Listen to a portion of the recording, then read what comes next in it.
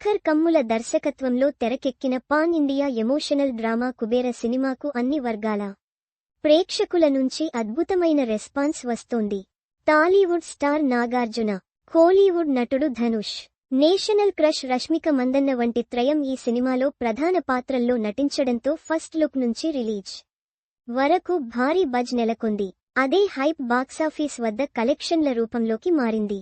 ప్రస్తుతం ఈ సినిమా రెండో వారంలోకి అడుగుపెట్టినా వసూళ్లు మాత్రం తగ్గే ఆలోచనలే లేకుండా కొనసాగుతున్నాయి. ముఖ్యంగా రెండో ఆదివారం రోజున బుక్ మై షోలో 67,000కు పైగా టికెట్లు బుక్ కావడం ఇప్పుడు చర్చనీయాంశమైంది. ఈ మధ్య కాలంలో మంచి రెస్పాన్స్ అందుకున్న సినిమాగా నిలిచింది. ఈ లెక్కలు చూస్తే కుబేర క్రేజ్ ఇంకా పీక్స్లో ఉందని చెప్పాల్సిందే. ధనుష్, నాగార్జునల మధ్య వచ్చే సన్నివేశాలు సినిమాకు ప్రధాన హైలైట్స్ కాగా, శేఖర్ కమ్ముల శైలిలో వచ్చిన ఎమోషనల్ టచ్ సినిమా బలంగా నిలిచింది. రష్మిక పాత్ర కూడా ఆకట్టుకునేలా ఉండడంతో ఫ్యామిలీ ఆడియన్స్ దృష్టిని దక్కించుకుంది.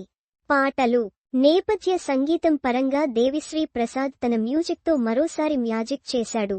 ప్రతి బీట్లోనూ ఈ సినిమా ఓ ఫీల్ను అందించగలిగింది.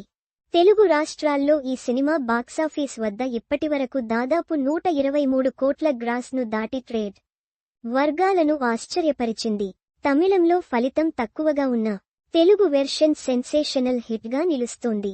ధనుష్ కెరీర్లో తెలుగులో ఇదే ఆల్ టైమ్ బెస్ట్ గ్రాసర్గా నిలిచింది. ఇది ఆయనకు మన ఇండస్ట్రీలో మరింత క్రేజ్ తెచ్చే అవకాశం కూడా.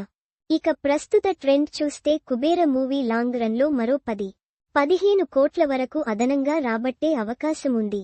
దీనితో పాటు రీజనల్ మార్కెట్లు, ఓటీటీ హక్కులతో కూడిన రెవెన్యూ కలిపితే సినిమా భారీ లాభాల్లోకి వెళ్లే ఛాన్సుంది.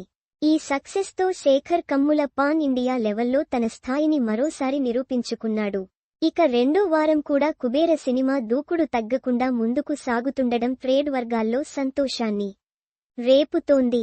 బుక్ మై షో లాంటి ప్లాట్ఫామ్లో ప్రేక్షకులు ఇంత భారీ స్థాయిలో టికెట్లు బుక్ చేయడం సినిమా వసూళ్ల భవిష్యత్తును బలంగా చూపిస్తోంది.